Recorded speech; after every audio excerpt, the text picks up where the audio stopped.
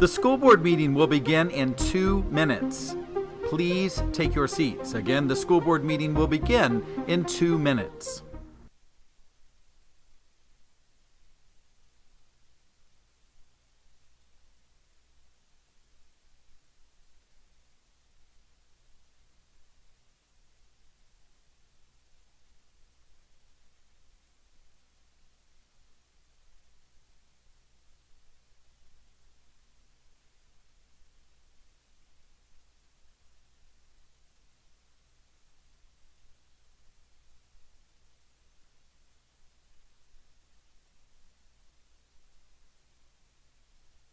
The school board meeting will begin in 1 minute. Please take your seats. Again, the school board meeting will begin in 1 minute.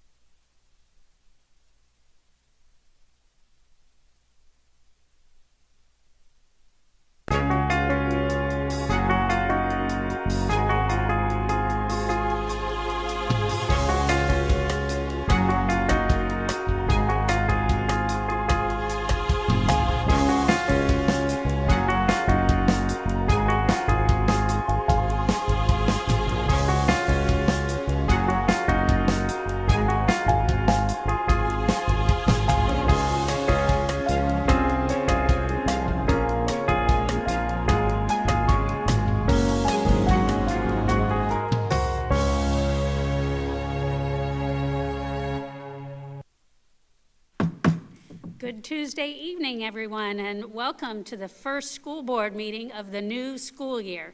The August 13th, 2024 meeting of the Marion County School Board is now officially called to order. Mirroring and modeling the way our students begin each day, I ask that we observe a moment of silence at this time. Please join me.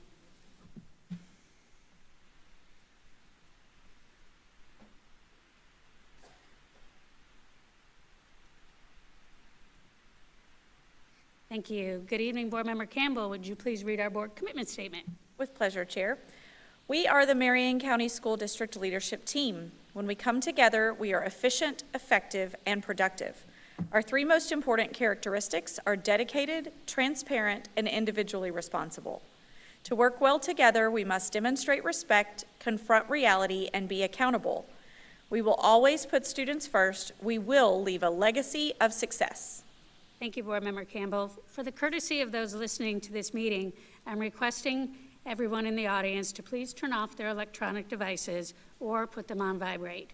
Later in the meeting, up to 30 minutes will be provided for individuals to address the board on matters concerning the operation of the Marion County school system or the school board only. Presentations to the board are limited to 5 minutes and are televised.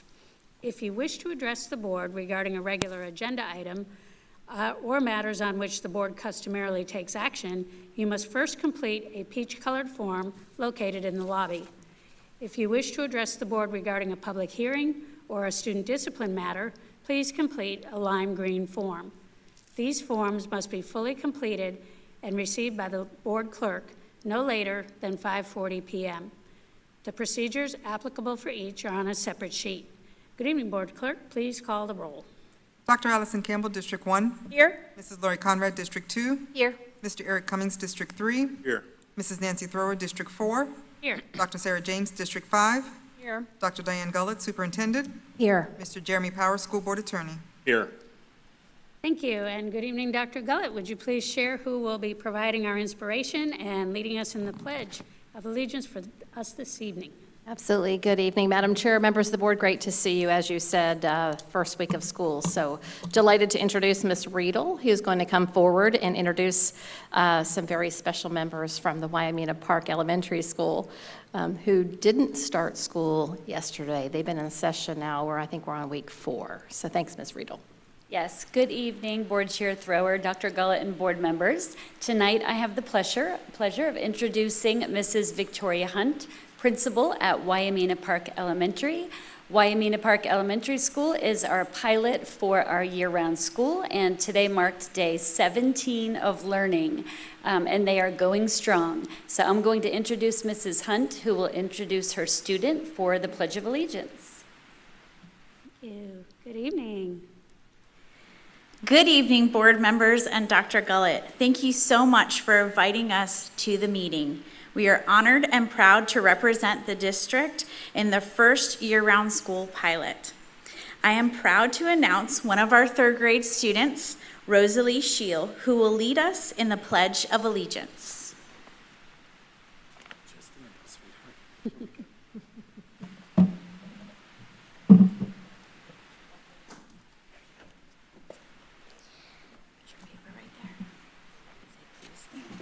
Please stand for the pledge.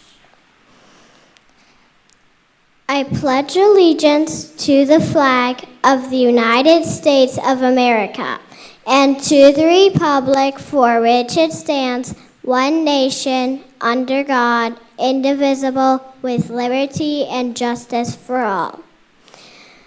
I would like to say that I love being at Wyoming. I have been here for the past 4 years. I love how all the teachers there are very kind. Aw, well, thank you. Great job.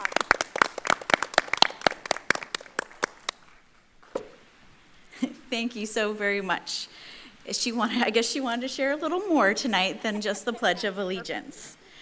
Today, our staff completed the 7th day of instruction with our amazing students, and we are so proud of the work that we have already accomplished and are excited about the work ahead of us. I wanted to bring 2 of my staff members tonight as the inspiration, because it is my staff that is truly the inspiration to our school and to our students. So tonight, representing Wyoming Park, I have 2 special teachers. Mrs. Fuller has serviced the students at Wyoming Park for 23 years. She is one of our kindergarten teachers who lays down the foundation of learning to our youngest students. And she will be sharing a few words about our year-round school experience. Awesome, thank you. Good evening. Good evening. Wow. July 19th, we welcomed new and returning families at our back-to-school bash with excitement and readiness to begin the new school year. The atmosphere was positive, and the students were eager to return and be back in class. The 6-week summer break was a perfect amount to have summer fun and recharge for the new year. At the event, we handed out parent surveys concerning students attending intercession breaks. And the surveys that I turned in, parents had checked that they would sign up to have their child participate in those intercessions. It's hard to believe, but we're beginning week 4 this week. And with that, my classroom attendance has been very good. A few tardies, but I feel improvement from last year. Last week, I did take time to reach out and call each family, and parents were happy. There was no mention of our early start schedule causing any challenges. Personally, I'm really looking forward to the trimester schedule, which includes more breaks, allowing me time off to visit with my family as I'm a new grandma, and to recharge and to prepare for the next trimester. Thank you. Fantastic, thank you. That is Mrs. Fuller. Like I said, she is one of our veteran teachers on staff. But I wanted to give you another perspective. So next up is Mrs. Kirkpatrick. She joined Wyoming Park as a brand new teacher last school year, and she is now in her 2nd year of teaching our students. This year, she is teaching 3rd grade, and she would also like to share some of her thoughts regarding this special pilot program. Excellent. Good evening. Good evening. I am delighted to report the positive outcomes witnessed in the initial following weeks of the implementation of our year-round school schedule. Both students and faculty have shown remarkable enthusiasm and active involvement during this period of time. Students have warmly embraced the new schedule, demonstrating a keen interest in their academic pursuits. The consistent routine has minimalized the usual adjustment period, allowing students to fully engage in their studies right from the beginning. In my classroom, we smoothly transitioned into the curriculum as if the students had been attending school for weeks beforehand, resulting in noticeably academic progress and quicker retention of information from the previous school year. The year-round academic calendar has already cultivated a more cohesive and livelier classroom atmosphere, enriching both the educational and social aspects of school life. This early triumph establishes a solid foundation for the forthcoming academic year, highlighting the tangible benefits of our revised scheduling approach. We are committed to continuing this positive trajectory and exploring additional avenues to enhance our educational offerings. Thank you once again for your unwavering support and dedication to our students' success here at Wyoming Park. No, thank you. We really appreciate it. And before you run away, we definitely want to come down and take a picture with you. You don't get to get away without doing that, including our wonderful third grade student. And just wanted to give you a minute to come down here and share our thanks on behalf of the whole school board as well. So please make your way down to the front, and we'll come down and join you. It's okay, we don't bite. We're here to congratulate and celebrate.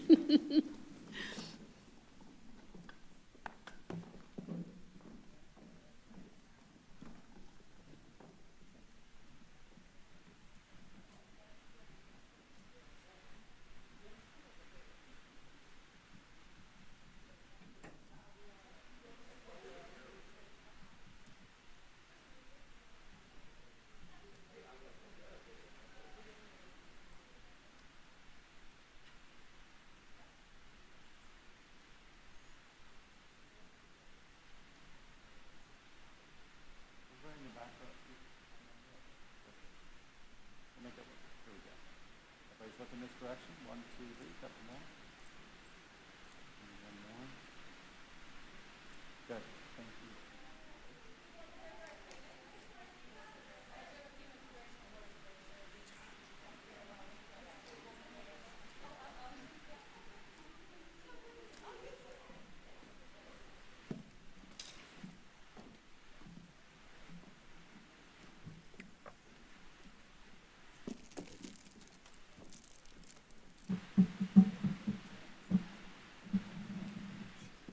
Go right here. I know, we'll figure it out.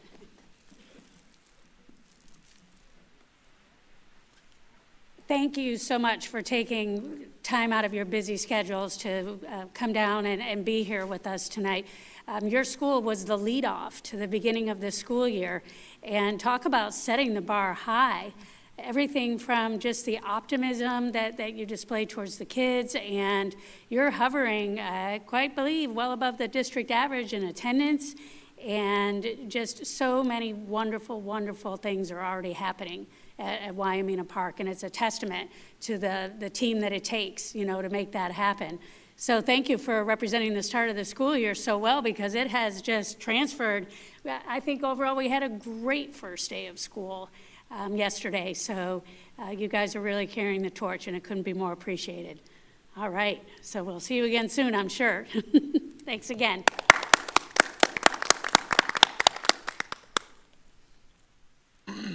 All right. Dr. Gullett, I think we have some special recognitions next on our agenda. We certainly do, Madam Chair. Thank you. I would like to start with the 2 members to the school board representative panel who are sitting up here tonight. We're delighted to have them back with us at the board table. And I'm pleased to introduce to my immediate right, Adrialis Diaz, who is a senior at Westport High School. She is involved in a number of organizations with a focus on biomedical dual enrollment programs. She really wants to work on ways to improve mental health awareness. So thank you for that incredibly important endeavor. She plans to major in biology and hopefully then become a physician one day. So we're really pleased to have you here. I also would like to introduce Arisha Bawani, who is also a senior, and she is at Bellevue High School, sitting next to the chair. And she moved to Marion County only about a year ago from her hometown of Miami. So we extend a warm welcome to Marion County, and we're glad that you're here. And during her time already at Bellevue High School, she's been involved in student government and other organizations, including the National Honor Society. Already has accumulated over 350 community service hours, which community greatly appreciates. And she plans to major in information, communication, and technology with a minor in psychology. So also very interested in mental health awareness. So we are just so pleased to have both of you here. Give them a round of applause. And truly, on behalf of the board, welcome to both of you. It's so nice to have you with us, and we look forward to you sharing your voice from the student perspective, throughout your meetings with us. So welcome aboard. Thank you. Absolutely. And for my second, I'm really pleased to introduce the newest member of our principal cadre, and it's Tracy Wilkie, and I'll have her stand. She's here with her husband tonight. We are pleased to have her aboard. You approved her leading Emerald Shores Elementary. A little bit about Miss Wilkie. She is from Port St. Lucie, Florida, and she was there as a principal for 16 years, so a veteran principal. And in 2018, I learned that she was the principal of the year for their district. So lots of work in turnaround and school improvement, and we are just so pleased to have her as part of our team. Excellent. I hope the camera is panning on you so that everyone watching at home gets a chance to see who you are. And welcome aboard. What a great catch. And thank you for bringing your experience and expertise to Marion County. Thank you. All right.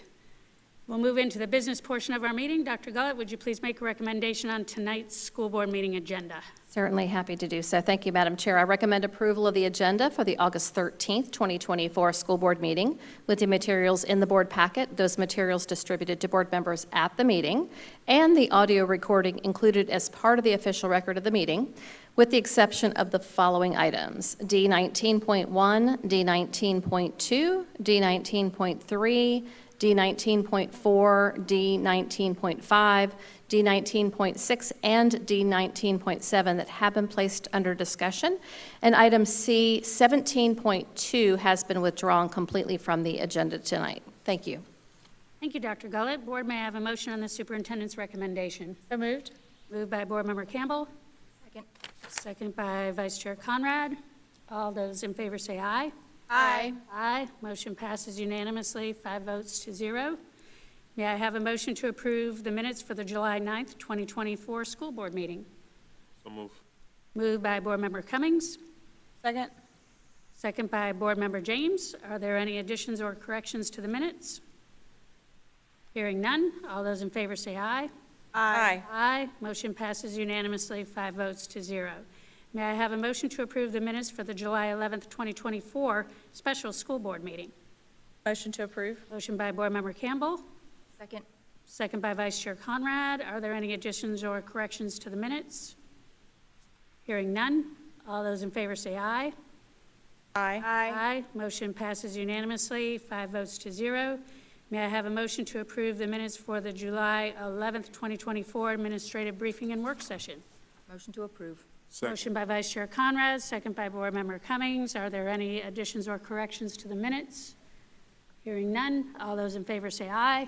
Aye. Aye. Motion passes unanimously, 5 votes to 0. Ms. Martinez, would you please provide the proof of publication for tonight's school board meeting? The notice for the August 13th, 2024 school board meeting ran in the Ocala Gazette on August 2nd, 2024. The proof of publication has been attached in board docs under proof of publication.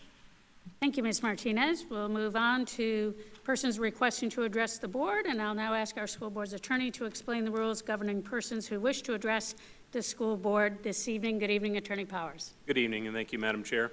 In compliance with Section 286.0114 of Florida statutes, the school board has adopted uniform procedures for public speakers who wish to speak at this evening's meeting, either regarding one of today's agenda items or a matter relating to the operations of the school district. These procedures will ensure the public has a reasonable opportunity to be heard on school board and school district matters. A written summary of these procedures is available on the table in the lobby. Public speaker forms are also located on the same table. The completed forms were due to the school board's clerk no later than 5:40 p.m. Do we have any speakers who have turned in forms? Okay. If there are matters dealing with student discipline, including expulsions, they will be scheduled at the conclusion of the televised portion of this meeting. Parents may address the board regarding a discipline matter at that time. A speaker's speech does not reflect endorsement, sponsorship, position, or expression of the school district. And thank you for your attention to the board's requirements. Madam Chair, that concludes any explanatory remarks. Thank you, Attorney Powers. And just to reiterate, we have no public speakers this evening, correct? That is correct. Okay, thank you, ma'am. We will move on to item 8.1, which are informational items. The school district uses a construction management delivery method, including a guaranteed maximum price, known as GMP, to perform construction work on the following projects. There were unused funds on these projects. Since the projects were delivered using a construction management delivery with a GMP format, unused dollars, regardless of the item, are returned to the owner. The unspent monies will be returned to the owner via change order, which will close the financial books on these projects. The superintendent has signed and approved the change orders. Per Board Policy 6345, the superintendent is authorized to approve and execute any construction contract change order that will increase the construction contract by $25,000 or less, or that will decrease the construction contract amount, provided that approval shall be, in his or her judgment, in the best interest of the board. Such change orders shall be binding upon execution by the superintendent. The superintendent shall report each change order that he or she approved to the board at the board meeting that follows his or her approval. The superintendent's approval of the change orders shall be entered into the official minutes of the school board meeting. So we'll start with item 8.1, amendment number 1 to the construction manager contract, guaranteed maximum price, GMP, for equipment early procurement related to construction of new elementary school X, change order number 3, amendment 1, project 24-102.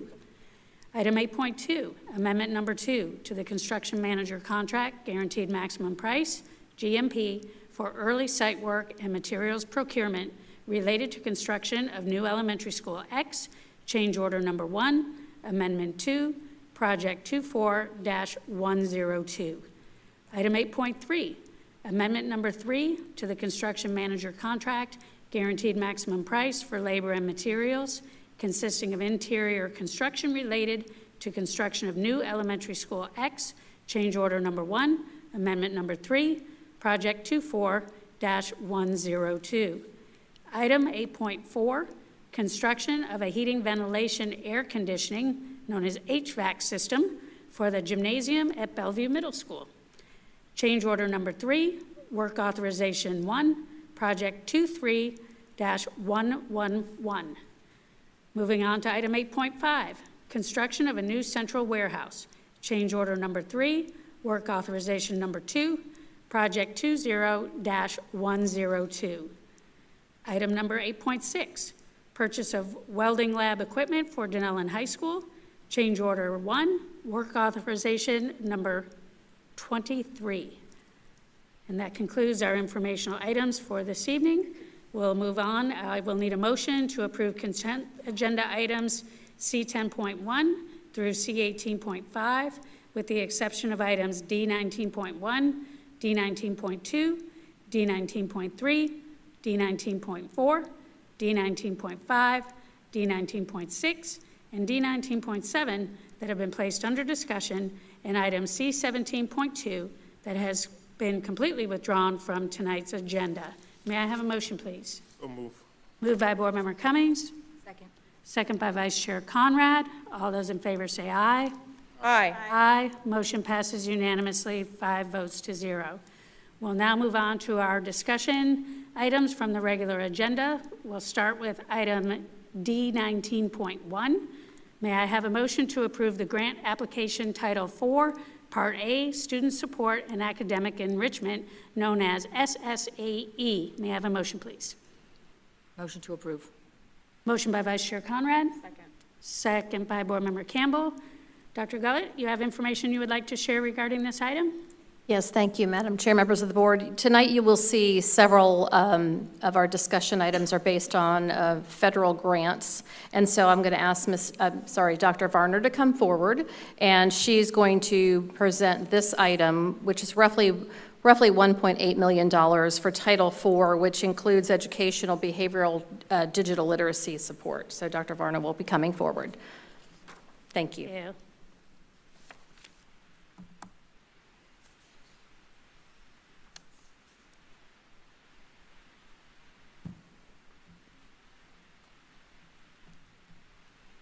Good evening, Dr. Varner. Good evening, Board Chair, Nancy Thrower, Board members, Dr. Gullett. I am here to speak tonight on our Title IV application. As Dr. Gullett stated, it's about $1.7 million that we received from federal programs, from the federal government into federal programs. This grant has covered many resources for both our private schools, public schools, and charter schools. It's an academic and enrichment activity, and it's for both, as I said, public and private, as well as charter. Our private schools receive an intent. So any private school that would like to have that grant, they let us know that they are interested in having that grant, and then they receive money from the grant as well. And then they send us a list of their resources, how they would like to spend utilizing those grants. Awesome, thank you. Yes, it was important to bring this forward because it is upwards of $2 million, and it certainly is a sharing opportunity with our charter and private schools. Is there any discussion, comment from the board? All right. Hearing none, we will thank you for your presentation, and I think we're ready to vote. Let's go. All right, all those in favor say aye.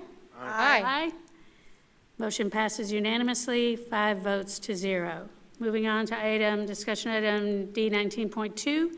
May I have a motion to approve the grant application Title I, Part A, Improving Basic Programs operated by local educational agencies for 2024-2025.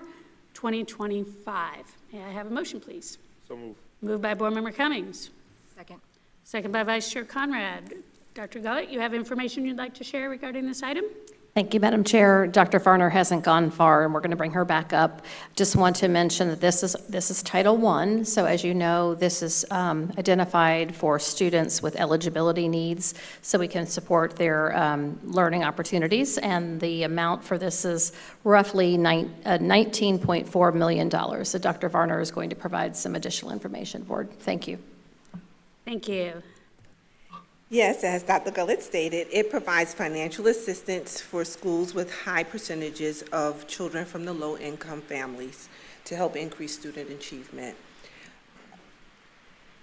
The total allocation that we received this year is $16 million, plus our role, which is about $3 million, so that equivalents to the $19 million that Dr. Gullett is referencing.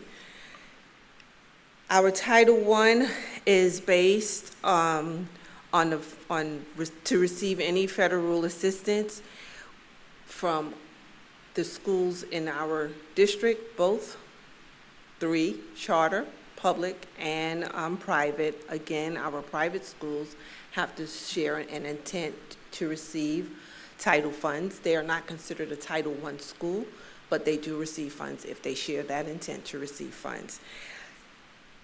Off the top of our title application for any private school that shows that interest, we have to take the money off the top, and it's called a set-aside. So that before we even start divvying out the money towards our eligible Title I private and public and charter schools, the money is then taken off the top for our private schools, and then the remaining goes toward admin costs and to our schools.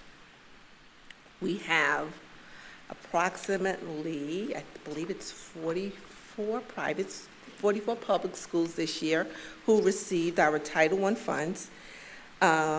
We have 4 charter schools. When you received the application, we had 4 contracted schools, but now 2 of those are gone. So now we have 2 contracted schools as of currently that also receives Title I funds. It's a total of service in 63 schools, both private and public, this year. Great, thank you. Does that conclude your comments? Okay, great, thanks. I'm having a little trouble hearing you up here, and it's probably my ears, not your voice. Are there any questions from the board? Okay, hearing none. Thank you very much for the presentation, because it really just does outline the amount of money we have coming in to serve students, and also the amount of money we have going out to serve all students across the community, whether they're in our public schools or not. But you guys do all the paperwork, right? Yes, we do. And for that, we could not be more appreciative. I'm sure there's a little red tape. There's a lot of red tape, but our team is great. I can't do it without the team. That's right. That's right. Thank you very much. Thank you. All right. Any further discussion from the board? Hearing none, we'll go ahead and vote. All those in favor say aye. Aye. Aye. Motion passes unanimously, 5 votes to 0. All right, moving on to our next item, which is D19.3. May I have a motion to approve the construction of a new aviation and diesel auto mechanic program building at Marion Technical College, known as MTC, which is project 24-110, and the excitement in my voice. Motion to approve. Like, I couldn't wait for you to finish saying all that. That's right. Motion by Board Member Campbell. Second. Second by Board Member Cummings. Dr. Gullett, you have information you'd like to share regarding this monumentally historical agenda item. That's right, Madam Chair. I'm grinning, and so is Mr. Smallridge. I can see him from up here. Board, you know this project well. This item is nearly $1.9 million, which includes the second phase for the construction, including equipment costs. And if you haven't been by, you can see the work underway at MTC. So just really pleased to present this to you. Thank you. Thank you, Dr. Gullett. Any discussion or comment from the board? Yes, Board Member Campbell. Absolutely. I would be remiss to not take this moment, and I'm sure, Board, to say thank you again to our legislators who worked so diligently to ensure that we could receive this appropriation. To our knowledge, the first ever for Marion County Public Schools.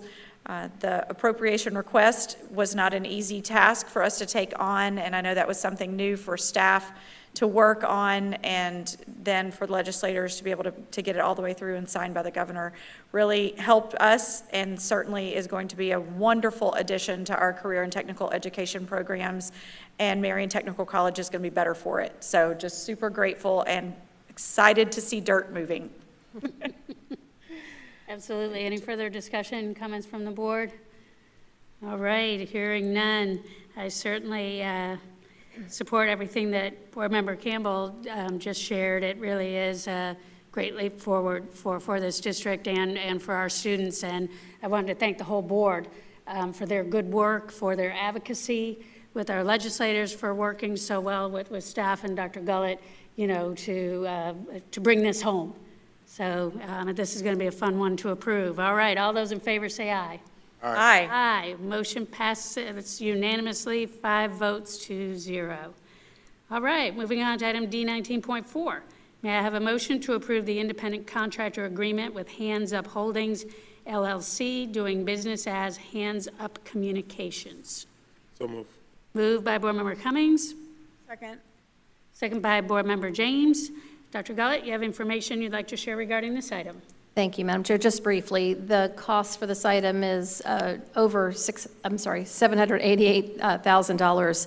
And this provides, with your approval, the opportunity for us to contract for the sign language interpreters. This will serve about 40 students. And so those students who have individualized education plans and need these services. So we appreciate your consideration of this item. Thank you. Thank you, Dr. Gullett. Is there any discussion from the board? I thought it was important to highlight this one just because we serve all students, and all means all. And if there's 40 students that need $788,000 worth of services, then by goodness, we're going to do what we can to give it to them.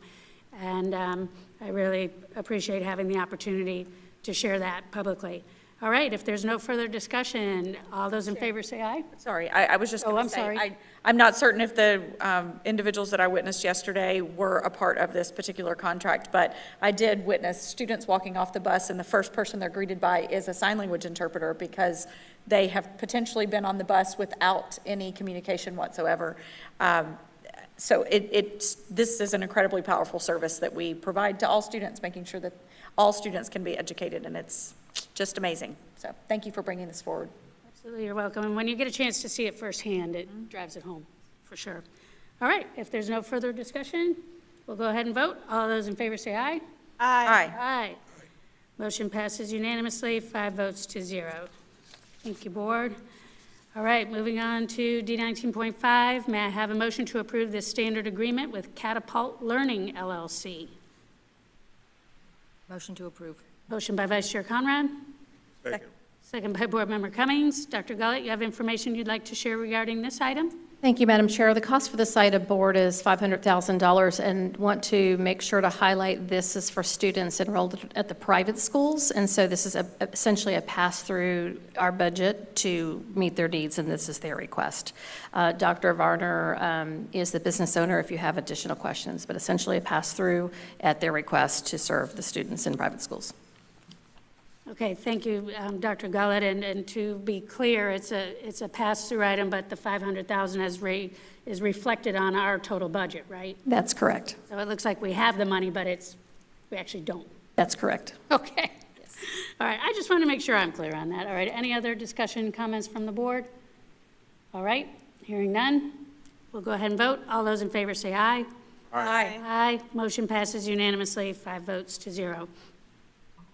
Moving on to what I believe is our last item for discussion, D19.6.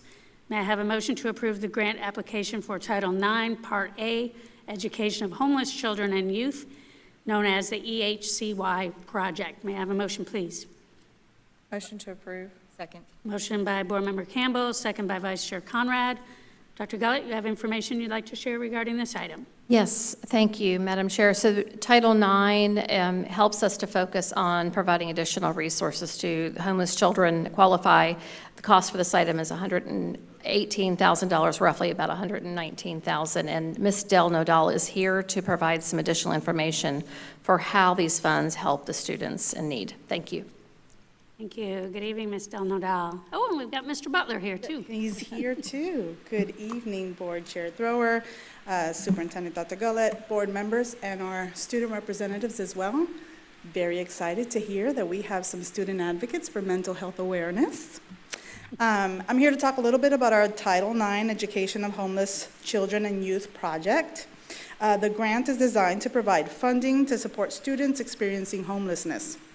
In order to receive the funding, districts are required to submit a plan for use of those funds, indicating how the plan will address identification of all school-age homeless children and youth living in poverty, supporting regular attendance for students experiencing homelessness, and supporting the academic progress of these students.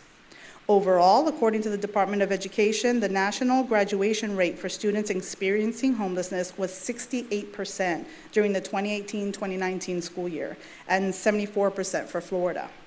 The data indicates that students that experience homelessness are more likely to demonstrate high mobility or multiple school enrollments, and typically accrue frequent school absences as compared to students in stable housing. The students who experience higher levels of chronic absenteeism also typically demonstrate lower academic performance and are more likely to drop out of high school. The goal of our Families in Transition program, our FIT program, over the next 3 years is to continue to provide the following necessary and appropriate services to students and families experiencing homelessness. Our FIT team includes Mr. Tom Butler, who is our District McKinney-Vento liaison and coordinator of the FIT division, 2 attendance specialists who will emphasize working with our high school students, and our FIT division clerk who helps with Every Child Succeeds Act staffings, known as our ESSA staffings, and who helps coordinate the requests and logistics of our resources. The team will focus on 3 main goals to include increasing graduation rates, addressing significant academic decline resultant from absenteeism, mobility, and other environmental factors, and improving awareness and education of the McKinney-Vento Act within our school system and also within the community. Marion County Public Schools has seen an increase in the percentage of students identified under the McKinney-Vento Act as meeting criteria for homelessness designation since 2021-2022. The number of students increased from 1,117 in 21-22 to 1,309 in 22-23. Some statistics to note, however, is that following the plan that we had in place from 2021 to 2024, the homeless student attendance rate for 23-24 was 82%. Our goal for the next 3-year period is to increase this rate to 91% by 2027. Our homeless student promotion rate for students in grades K through 11 was 93.5, and our goal is to increase this to 94.3 by 2027. And lastly, our graduation rate for students experiencing homelessness was 91%, higher than the district average, and we plan to work to increase that rate to 94% by 2027. Fantastic, thank you. Just goes to show you what a lot of support will do. Is there any discussion from the board? All right, yes, go ahead. I just want to thank you. That was a really great presentation. I appreciate all the specifics, helping us understand the work that you're doing, and so that is very helpful. And I just really appreciate the time that you put into preparing that for us, so thank you very much. A great team of people. All right, great team. Thank you. Thank you, Vice Chair Conrad. Is there any other comment from the board? All right, ready to vote? All those in favor say aye. Aye. Motion passes unanimously, 5 votes to 0. Thank you again for that great presentation, for the great work you do. All right, we're moving on to our final discussion item, which is D19.7. May I have a motion to approve amendment number 1 to the construction manager contract, guaranteed maximum price, GMP, for labor and materials related to construction of a new 16 classroom addition at Liberty Middle School, project number 24-103. May I have a motion, please? So moved. Moved by Board Member Cummings, Second. second by Vice Chair Conrad. Dr. Gullett, do you have information you'd like to share regarding this item? Thank you, Madam Chair. Only to say this is the item that was requested to be added back at the last meeting, so we brought it back tonight for the board's consideration. Okay, thank you, Thank you. Dr. Gullett. Is there any discussion from the board?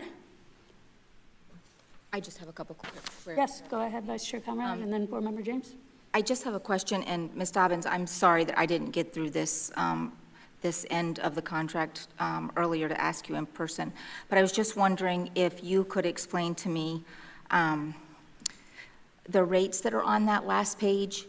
There's the base rate and a burden rate and then a loaded rate, and I just, mathematically, I couldn't figure out how that worked out, so I didn't know if you could share that with me. Again, I'm sorry for asking you at the last minute.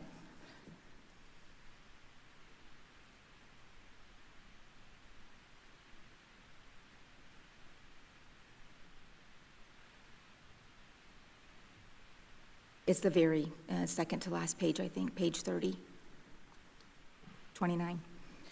Yes, where you see unit cost, base rate, burden Yes. rate, loaded rate. I would have to get with the team to get you that specific Okay. detail of that line item. All right, I'd appreciate that. I just couldn't, Absolutely. when I looked at the base rate and the burden, I thought those would be totaled together, but they're not. We'll break that down and send it to all board members. Okay, thank you very much. I appreciate that. Absolutely. Thank you, Vice Chair. Board Member James. Thank you. My question is, I don't see anything redlined, so is the answer that this is the same attachment that was attached on the board meeting at 6/11? Thank you for the question. So yes, it is. The only difference is that the material cost increase that we discussed will come out of the line item of contingency. So it doesn't change the amount of the GMP. It just means that we'll get less back in the end, and it was around $30,000. The only other thing that has changed is we had hoped Had this been approved in June, we would have been completed with the project by the end of June. That now gets pushed back to July. Our staff will work overtime to make sure the furniture is assembled and put in, and floors are clean, and everything's picked up for the start of school year. So it'll be a little bit more work on our staff on the end, but WellPro has been working very well with us and said that by the end of July, they'll have this addition completed. Thank you. And at any time since 6/11, was there a conversation with CPPI, the original contractor? I have had no conversations with CPPI. Okay, thank you. So, board, I have two concerns. I have the same concerns I had in June, which is that it appears as if we're spending essentially the same amount of money that we would have spent with the first contractor. And I don't know why we're not using the contractor that was the first choice, if that is the case. But I made that case in June. You all heard it. I don't need to repeat it.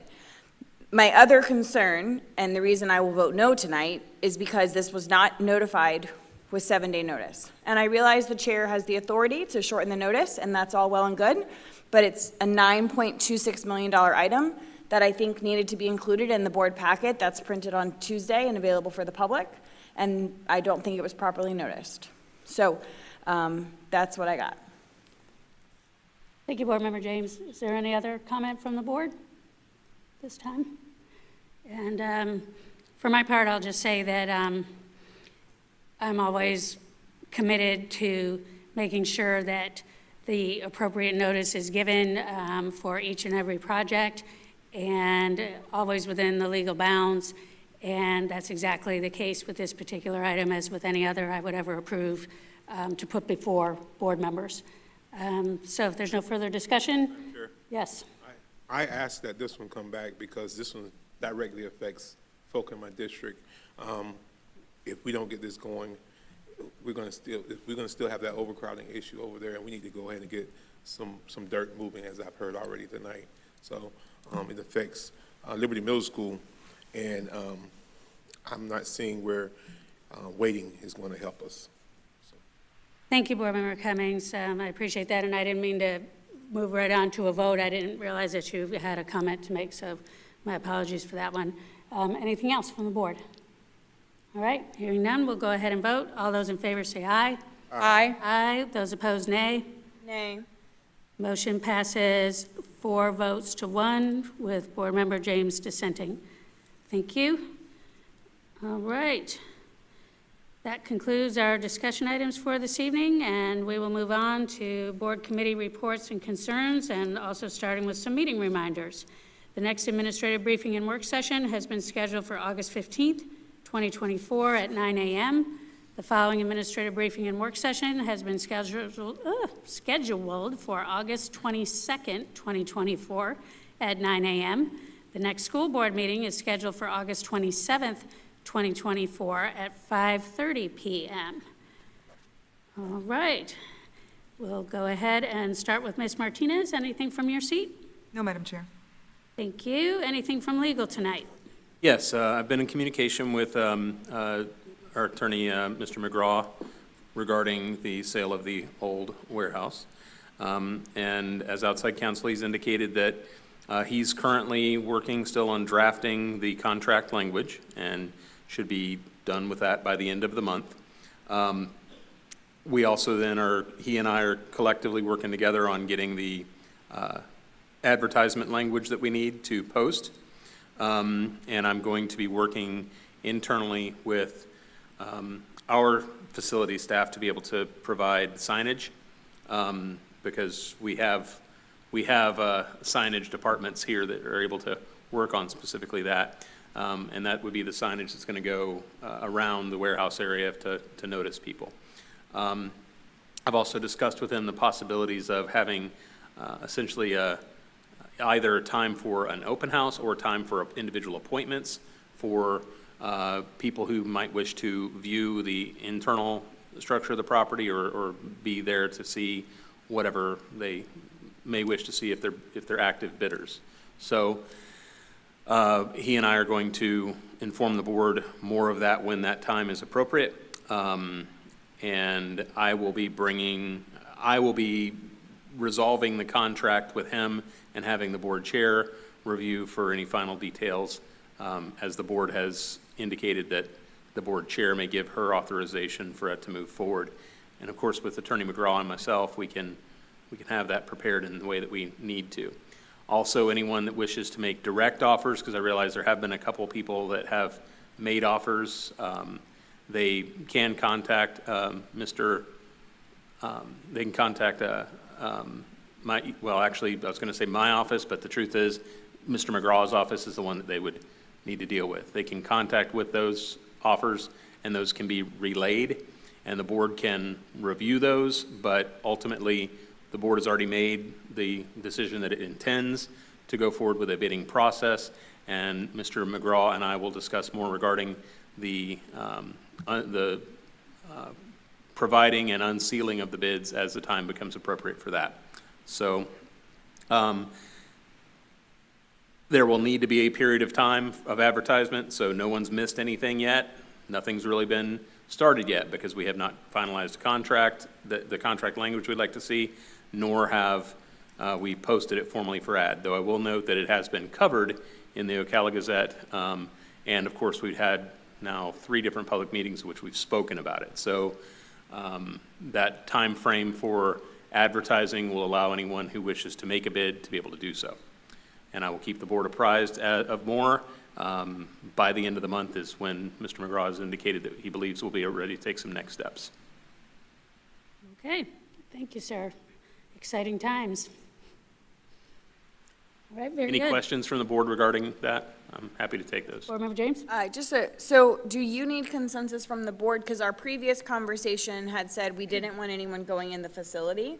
I am an advocate for having a single day at least for people to get in, but I just didn't know, since that's contrary to what our public conversation was before, that we didn't want anyone in. We had that conversation about liability and whatever, so I just didn't know if we had to change our tune on that publicly. Well, and in speaking with Mr. McGraw, it appears that that would be sort of the ideal, not to have people wandering around in the property and potentially creating a liability and things like that. However, Before they make a bid. right. However, if it may help with the ability for people to determine whether they wish to restore the property for use, or restore the actual building for use, as opposed to demolition of the building or something like that, that certainly is doable. However, that's going to be, we'll need to monitor whether that's going to be something where people put down a good faith deposit and bid, and then they can inspect the property. And it will likely be that either Mr. McGraw or someone from the facilities department who is designated to do so would need to show them in timeframes, not individual timeframes, as opposed to just having a bunch of people there wandering around the property at once. And Mr. McGraw feels that that's ideal if we're going to do that. If the board wishes to allow people to review the internal structures and things like that, then at that point, we need to discern, and I'll take his recommendation as to who should be allowed to do that. And then secondly, whether that will be an individual basis and whether it will be somebody from facilities or some just opening the door and letting them look, or whether it will be someone from his office to be there and discuss. So that, well, if I can just finish my thought, the reason I asked for clarification is because I don't think we were all tracking with what you were saying. So Sure. I am of the opinion, I've heard community feedback to say, hey, for us to give our best bid, we need to understand the bones of the structure. Is it a steel truss or is it wood trusses? Where's the plumbing? Those kinds of questions. And so they would like to get access to the building prior to their bid, which I know is in opposition to what the board had said in our workshop when we talked about it. So that's why I'm asking if we need to change our consensus agreement as to what we would like to do with that. And that's entirely up to the board. What does the board want? Does the board wish to have show times for individual folks, and if so, on what basis? My question would be, couldn't we just do one Would day? you speak into the microphone? We can have them. My question would just do one day, and open up like an open house, and what I said. everybody that wants to bid can go in and see it, and that kind of relieves some of the liability from us. And both Mr. McGraw and I believe that that the spirit of what you're asking or suggesting is a good one. However, still they should be broken down into separate periods as opposed to a large number of people that could just show up at any time throughout the day. So specifically breaking them down into appointments over a course of a day is fine. But it gets a little hard to monitor if you have several groups there at once. Yeah, like 30-minute appointments Gotcha. or whatever. I got you. I'm fine with that. But I think if we really want to put the building on the market, I wouldn't buy something sight unseen if I don't know the infrastructure of that building, so. Well, it's not even about buying, it's about properly bidding, because Properly you bidding. just can't even, you don't know how much it's gonna cost to turn it into what you wanna Correct. turn it into. So that's what I'm hearing from the community.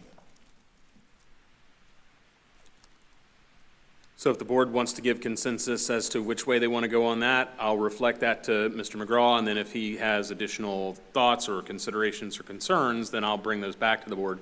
But otherwise, that's not a decision that has to be made today.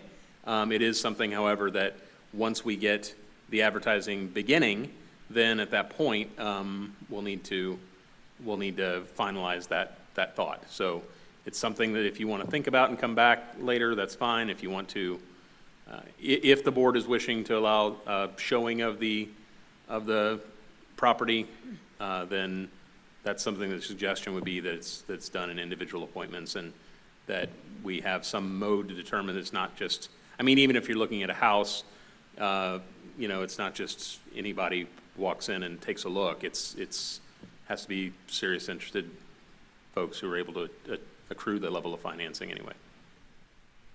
Go ahead, Board Member Campbell. My only request would be, in addition to what we're talking about, I think a lot of the questions could be answered in a one-sheeter of some kind that says plumbing this old, this kind of trusses, this kind. I think the majority of the questions can actually be answered apart from even seeing the structure. We know that there's that amazing wall that's been there for 100 years or however long it's been there. So like there's pieces to it that have some historical element as well. But I mean, I would see that being imperative to high bids as well, because even if they get 15 to 30-minute appointments, some of the answers may not necessarily be readily available if they're not already put together. So It sounds like what you're suggesting is that perhaps that the board would like to ask operations if they can generate a data sheet of relevant details that Yes. facilities would consider to be relevant to this action. yes, and I'm certain that warehouse staff that toured me around has a lot of that knowledge as well, but somehow in operations, I'm certain that there was enough institutional knowledge to know the ins and outs of that building. And I could see that being a benefit to anyone being interested, so their questions can be answered in writing right away before they even see it. I can be amenable to saying, yes, we can have appointments to come see it. I don't know that an open air or open house would be beneficial. You might not want to see who your competition is, so. Yeah, I agree with the one-pager. In addition to. In addition to, I would like to just have one day. If it's appointments, whatever. I think people want to just put an eye on the inside. Any thoughts, Vice Chair Cameron? I think those are both great ideas. I'm glad that we hashed this out a little bit, and I think that's beneficial to help us move forward. I'll say I'm not there yet. First of all, it's a complete departure from what we discussed. So I'm trying to think catch-up now.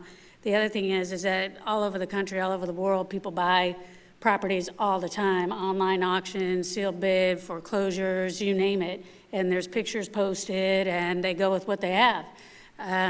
So I have a couple of concerns. First of all, the management of what is being proposed. There's going to be people that, what if they can't make it on that day and they're serious about wanting to buy it? And say, well, okay, now you can't come.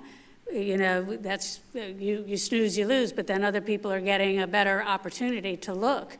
So I don't know. I just feel like this is where technology is our friend. We have a whole department that knows how to do videos, have them do a walkthrough, and there's a lot of people in this area that know that building that can share the gist of it and the bones of it.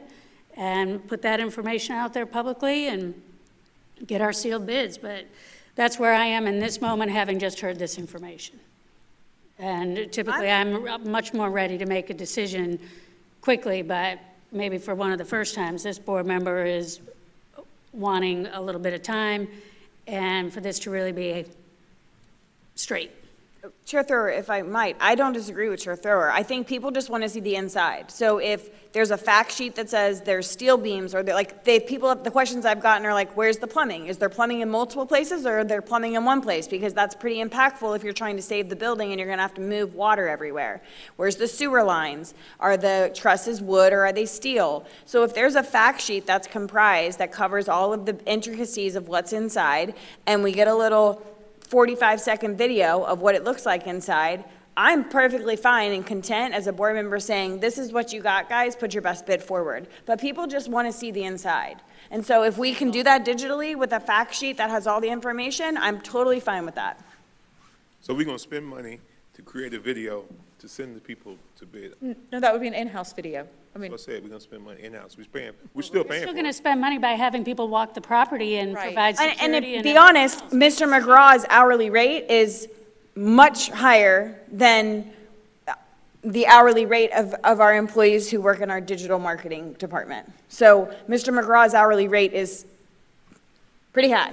Sure, and to be fair, he's not the one suggesting that we, that he just volunteered that if that's what the board wishes, he can set appointments to show the property, or you can designate someone for facilities to do that. But the ideas that have been generated today, I think, are useful ideas in the form of making sure that everyone has access equally to the same information, and then making sure that information is as complete as possible. And then beyond that, people have to, pay their nickel and take their chances. Well, And Board Member Cummings has a point in the sense that, anything that we have our employees do, it's time spent and time is money. Originally, we were like, make the bid and do your own due diligence, We're not letting anyone on the property, which does sound a bit severe as I say it out of my mouth right now, but there's other considerations, again, that have just been brought forward right now that are completely different than how this originally started. So I think I heard you say at the beginning that we don't have to make a decision tonight. We have time to reflect on it. It's not going to slow down the process whatsoever. So how about we marinate on it a bit and we'll talk about it. We'll be together again on Thursday. We can discuss it again during our comment time. Maybe it could be a challenge amongst the high schools. Who can make the best video? Pardon? I didn't hear you, honestly. A challenge amongst the high schools, the high school media production departments. I think the goal would be fewer people on the property than There were lots of people. That would be fun for them to see. That would be a great history project. It really would. So, and again, see, there's another potentially really great idea, and we've only been talking about it for, I don't know, maybe 10 minutes. So, all right, shall we marinate, reflect, bring it back up Thursday? Sure, great, good. All right, sounds like a plan. All right, anything else from legal? That's enough. I've brought up enough things to make you think, so. You sure did, yes. All right, thank you. Dr. Gullett. Thank you. Well, moving on to students, it's particularly energizing when it's the first week of school. And I just want to thank our entire team. I sitting here thinking tonight, I think I saw every department represented in all of our schools, and from our lunchroom staff, custodial staff, transportation, maintenance. I think I've run into every department repeatedly, even in these last 2 days. So I just want to thank everyone. Incredibly positive. I know, as you know, board, we always have challenges our first week and sometimes our second week too with transportation. A lot of new faces in our community, our new kindergartners getting used to their armbands and where to go. But really appreciate the commitment of our team, and I've had just great positive feedback. Thank you all, board, for visiting and supporting our schools. And I do want to do another warm welcome to our student school board representatives. There's something really special about sitting up here with you because you represent all of our students, our 45,000 students, if you didn't know how many we have. And no pressure. But having you up here with me and with the board is constant reminder of why we're here and who we serve. So welcome again. Thank you, Madam Chair. Thank you, Dr. Gullett. We'll bounce back to Board Member James. Thank you. Yes, the first day of school, the first 2 days of school was awesome. I had a kindergarten who had a first day today, so it was first day in my brain. I wanted to share, I had a prominent community member whose child started at Forest High School, and I spoke to her this morning, and she said to me, it was the smoothest car line drop-off pickup experience she has ever experienced in her. I mean, she has a student who's like a sophomore in college, so she has been participating in public school in Marion County for quite some time, and she was highly complimentary of everything related to transportation at Forest High School. And I say that to say I believe that that is simply a highlight of what I think has been a pretty common comment across the district. So normally, by now, we've received all of the complaints, and because no one calls us with the good news, they only call us with the bad news, and I haven't received a single complaint about transportation, and I know that it is not ideal, but my phone has not rung, and I feel good about that. I feel like overall, people are saying buses are getting where they need to be. We know it's always slow, because those dang armbands, I was with Mr. Jones right before the board meeting, just popping in, and I just made a little kindergartner joke because they always slow down transportation. But I just wanted to highlight that because I do think overall it's an absolute improvement, and we threw a huge curveball by adding in routes the literal week before school and having to figure that out. So I think the team has pivoted as best as they possibly could, and overall is doing a really good job there. So I wanted to make sure I gave them a shout out. I wanted to ask, so when we left the board work session maybe about a month ago or less, Dr. Campbell and I had brought up about expanding our rezoning efforts ahead of next school year. And so I wanted to ask when we were going to hear that rezoning conversation again. I didn't know if we knew a date for that. I know that we had tasked Mr. Ayers' department with a pretty heavy expansion, but I wanted to see if we had a date for that, or just even a time, a month that we thought we would hear it. Dr. Gullett, any updates in that respect? I know I spoke with Mr. Ayers. I met with him a couple weeks ago, and he was really in the throes and the weeds of getting this school year kicked off, but definitely on his radar. Any specific month or work session date yet? Yes, I'm actually, thank you. I'm looking on the calendar. I know that he is preparing to bring that back. I don't immediately see it, but there is a plan to bring it back shortly. Okay, well, I have another item, so if you want to look forward or follow up, but it's just something I was wondering. So then lastly, I just have a question. I received a comment from a community member, and so I wanted Attorney Powers, if you could, can you explain or define what would be a public records request? So when someone does a public records request for an item, what would be a reason it can't be shared with the individual? The reasons that it couldn't be shared are generally if there's a specific exemption in statute, and the specific exemptions may be certain personnel items, items that are student record as opposed to public record. Those are, it can be if it's an attorney work product, but even then it has to be specific as to prepared for the purpose of litigation. Other than that, if we have a document, if it's within our possession and we are able, we're able to produce it, broadly speaking, unless there's a specific statutory exemption for it, then we turn it over as a public record. So to be clear, an item that the board has not been briefed on yet, publicly or privately, is not a reason to not provide a public records request.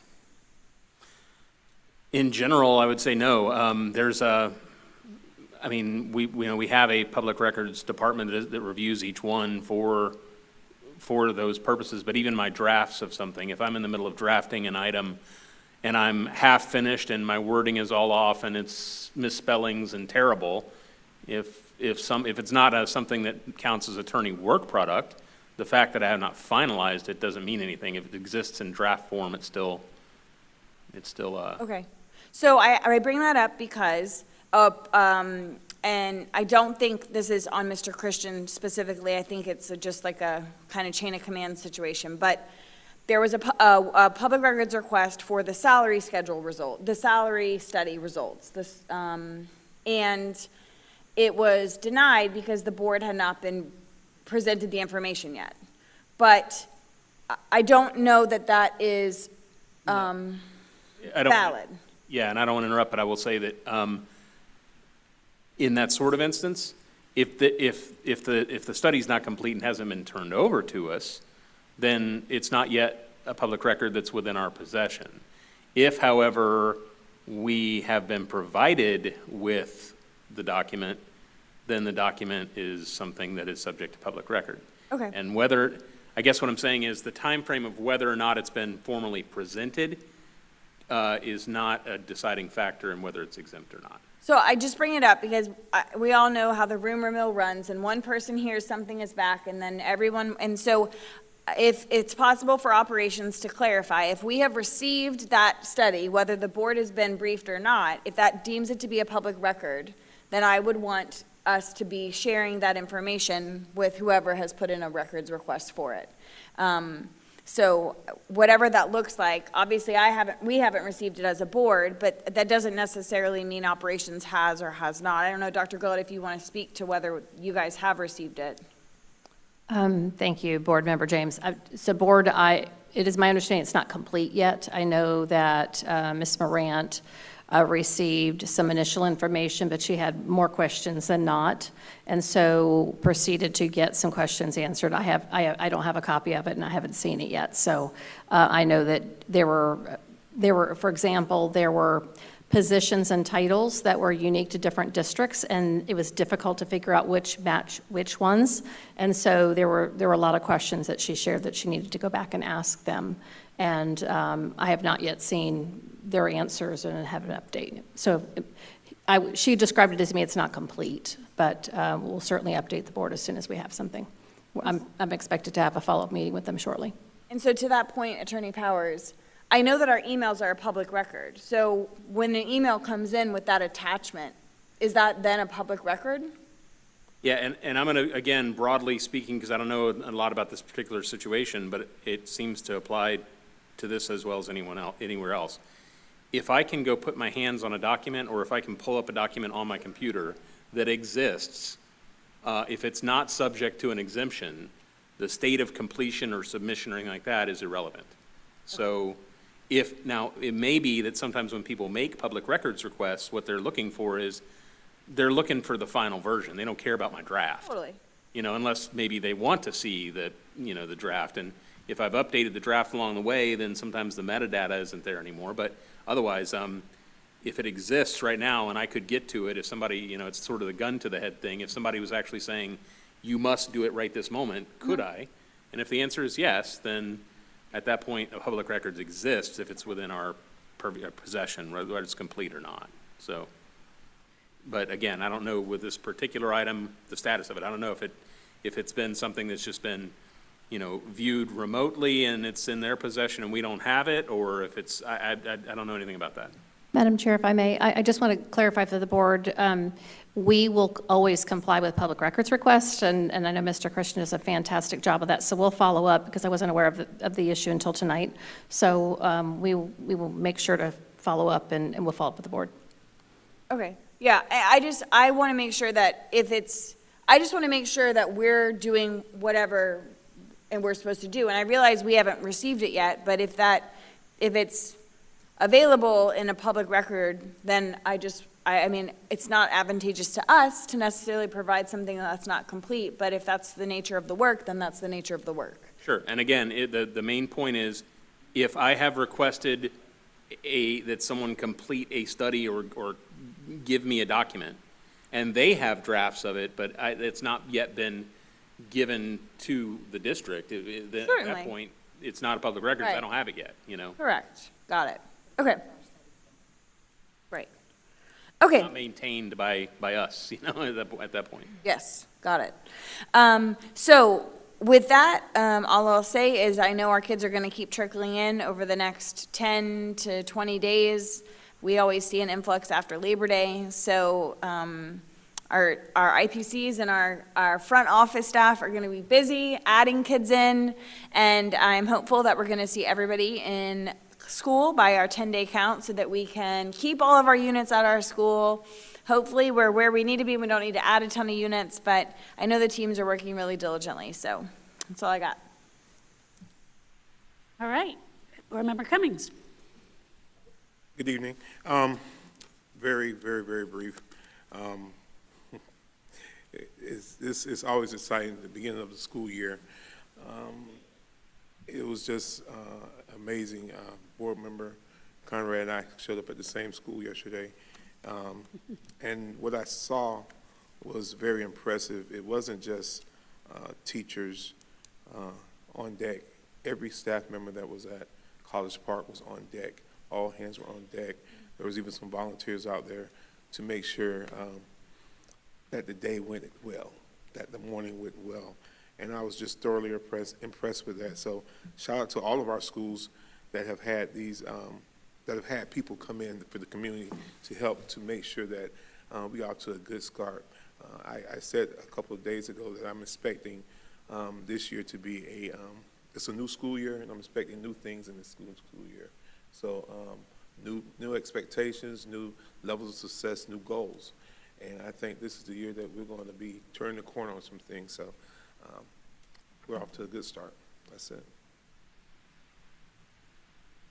Thank you, Board Member Cummings. Board Member Campbell. Yes, thank you. I'll be brief as well. Just love the first day of school and the energy that it brings. 10 schools yesterday in District 1, all the 10 schools I visited, and whether it was helping in Carline. First of all, I wanted to say thank you to all the District 1 principals who welcomed me with open arms because I just showed up and they weren't expecting me. But I helped with Carline and bus line and bus passes and all kinds of things that happened yesterday, and walked all over Lake Weir High School in heels enough to come back and change into tennis shoes for the next stop. But also had an opportunity to stop into the Public Education Foundation while I was visiting Madison Street, and just wanted to say, anybody out there who has an interest in serving as a Take Stock in Children mentor, there's at least 30 students right now that do not have matches.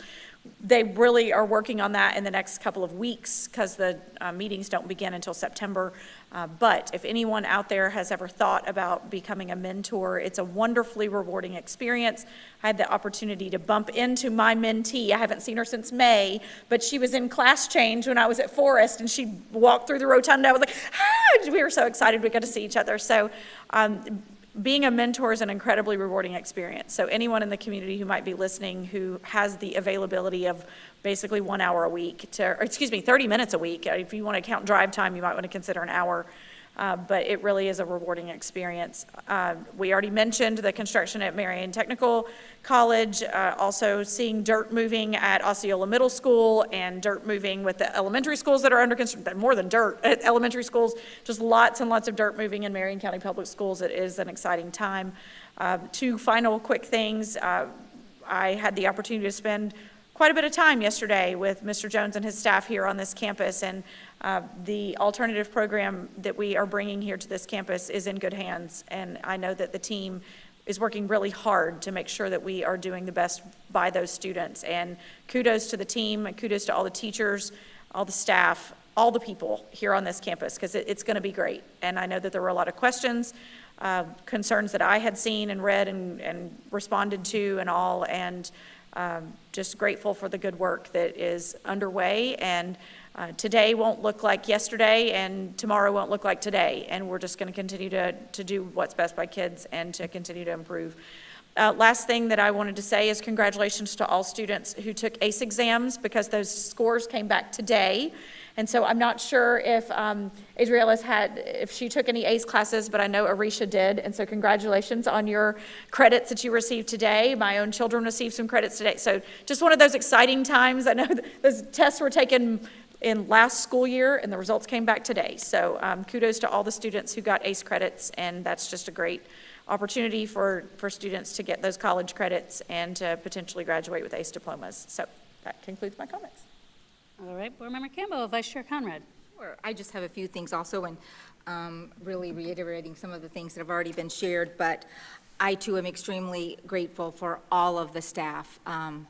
When Reverend Cummings and I ended up at the same spot on the first day of school, there were so many adults assisting, getting kids out of cars, kids to the cafeteria, kids to the media center. Some of them didn't know what grade they were, couldn't tell you their last name, and so it was a real challenge. There were all hands on deck, and they were getting kids where they needed to go, and it was very impressive, and I'm just very grateful because I know the first couple of days of school are exhausting if you are on a school campus. It just takes a lot of energy, a lot of flexibility to get the job done, the first week of school, and so just really thankful for all the work and effort that's been put into the kickoff of school. I'm excited to get a transportation update this week. There was a great post, not always on social media, but there was a really great post by one of our bus drivers. I don't know, the last couple of days, it had to be yesterday or today. And so just really explaining what the job looks like in getting kindergartners, because kindergartners do slow transportation down. For 12 years, I loaded them in car lines. So they're just little bodies, move a little slower, and they're really tired at the end of the day. So I just really appreciate, it was an anonymous post, but this person took the time to kind of walk parents through what it looks like picking up students on the first and second day of school, and all that they have to go through. And there were some buses that arrived late, and we had some weather issues at some schools, and so I just really appreciate the time that this person took to share the positivity and what all went into getting their child to school safely each and every day and getting them home safely. And so thank you for sharing that input publicly. And as far as the first couple of days going so well, I want to give a shout out to our schools about their communication also, because there's been great communication on social media. I try to find every school and see what they're doing, and they're doing great things, informing parents in changes or delays, needs that students have, and so that again takes extra effort at the end of a very, very busy and long day. And so thank you for all your effort in getting all these messages out to our parents. I think that it's helped. Just like Dr. James shared a minute ago, I haven't had a lot of negative calls, which is what usually happens when parents are upset or things don't go quite the way they think. We get a lot of phone calls, and there haven't been any so far. So thank you again for all your hard work. I would like to also, what Dr. Campbell shared with our alternative learning, with our work session the other day, there were a lot of things that were shared, a lot of concerns that were shared, and I would personally like that to come back around and kind of just kind of an outline of where we landed and what all is happening. So I have a clearer picture on what we're doing in alternative learning, just because that all happened so fast. And many of us had a lot of questions about what that was going to look like. The community has a lot of questions still about what that looks like, and I'd like to be able to answer them a little bit better, what's happening and where everybody ended up at. And so I think that is it for me. Again, just thank you, everybody, for the work that you're doing. We've got quite a crowd here that I'm sure has been on school campus all day today somewhere, so thank you. Thank you, Vice Chair Conrad. All right, we'll move on to our student board member, Ms. Diaz. Thank you. I would first like to say thank you to all the board members for allowing me this opportunity to see what it is you all do. It is not easy, but I've seen you guys do it with grace, as this is my first time seeing this. And this is my first time, so please bear with me as I am adjusting. I would just like to also say it is the beginning of the new school year. It has been very hectic. I've seen it firsthand from my school with bus schedules and schedule changes, And I just like to say it does get easier with time. To all the students who are watching this, it does get easier throughout the year. And I would just like to start off with this new year being very positive. Thank you. Thank you, Ms. Diaz, and we'll move on to your counterpart, Ms. Arisha. Good evening. Good evening. Thank you for having me. I really do appreciate being here, and it's an honor to sit here with you guys and seeing how much hard work you guys put into fixing everything for us students, because the students, are one of your top priorities, which is amazing. I'm honored to represent Bellevue High School, and I'm really glad to say that the first 2 days of school went well. Everything went smoothly. I know there was like a lot of congestion with the bus routes and stuff, especially with my school. There was about 18 late buses yesterday morning, but honestly, the getting late and stuff is pretty understandable because it is the first week of school, so it takes time getting accustomed to all the new routes for the bus drivers, and some of the bus drivers are new as well. There's a lot of new students, so I would like to thank all the bus drivers for all their hard work, for trying to get all the students to and from school as punctually as they can, given the stressful circumstances. And thank you to all of the teachers and staff members for making the first couple of days of school smooth. And because of them, that was possible, because schedule changes are very tedious and dealing with new students is also very stressful, but they get it done, so props to them. And thank you guys for everything. Thank you. Thank you very much, and I agree with you. It is a great honor and also an immense responsibility to basically restart what could be termed a small city, every year, and get the wheels rolling and the kids where they need to be and the cheeks in the seats and everything else. It's such an exciting time, and I wanted to extend my thanks to New St. John Missionary Baptist Church. Their Back to School Sunday has become a yearly favorite of mine. The best idea in the world, I thought, was to have the importance of attendance literally printed on the back of the church program. It was in color, but it can be in black and white. It can be in pink. I just hope that every church in the area and any church newspaper and review picks up on that and finds a way to get attendance into the conversation. Reverend Cummings, thank you for bringing the word to us. It's so nice to have a board member in your position. It just makes it even more personalized and more special to hear the message, from a fellow school board member. And I'll just say that, after being contacted by a local media source I think all of us may have been, to share our impressions of the first day of school. And there's been a lot of first days, and they're always exciting, and there's that enthusiasm.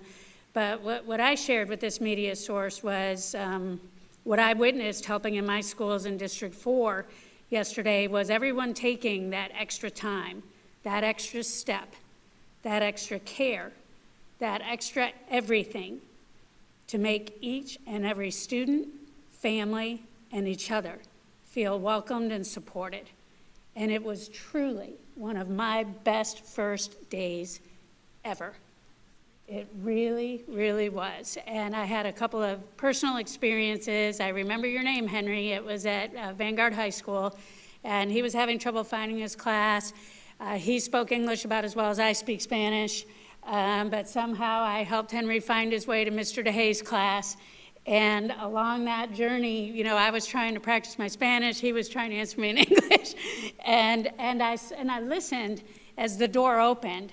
And Mr. DeHay, thank you for welcoming Henry. Even though he was late, I'm sure that we didn't take the shortest route. I was trying to find my way back to Building 3 as well. But I heard your voice, Mr. DeHay. I heard you say, hey, come on in, That means everything to a kid, right? Especially when you enter a classroom late and it's the first day and you're worried about how you're going to be received. The same thing happened at Maplewood. There was a little kid as I was leaving, and he was small, and I didn't see an adult with him, but he looked like he knew where he was going, towards the front office. But he definitely looked worried, right? So I thought, all right, and I just gave him a big smile and kind of bent down and said, welcome, we're so glad you made it. And his face just went from looking really scared to looking so happy. And I wasn't expecting this, but he ran, right into my arms. I gave him a big hug, and it's like, we've been waiting for you, and you look like you know where you're going. Yep, and I watched, and he goes. And I just saw so many examples of that at all of my schools. Transportation, the bus drivers were great. I was asking them, how you've been treated on the road. They said, mostly really good. That needs to continue, public. Those big yellow buses, we definitely need to make sure that we're being safe and really taking our time, taking that extra time, taking that extra deep breath so everyone gets there safely. Fort King was amazing.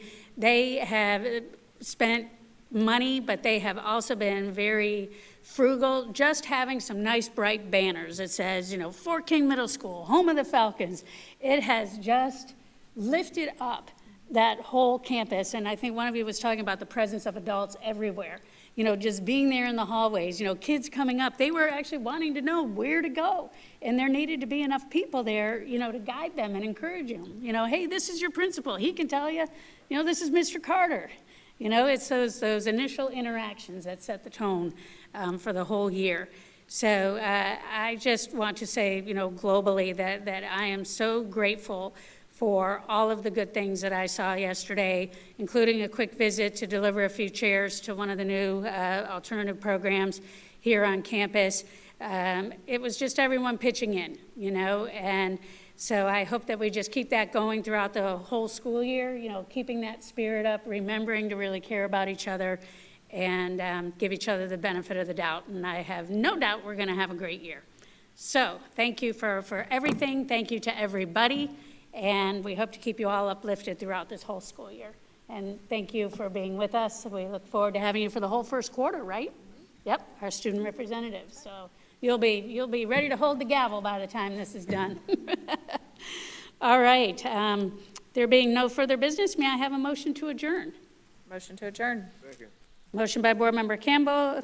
Second. Second by Board Member Cummings. All those in favor say aye. Aye. Aye. Motion passes unanimously, 5 votes to 0. We are adjourned at 6:59 p.m. Not bad. Thank you.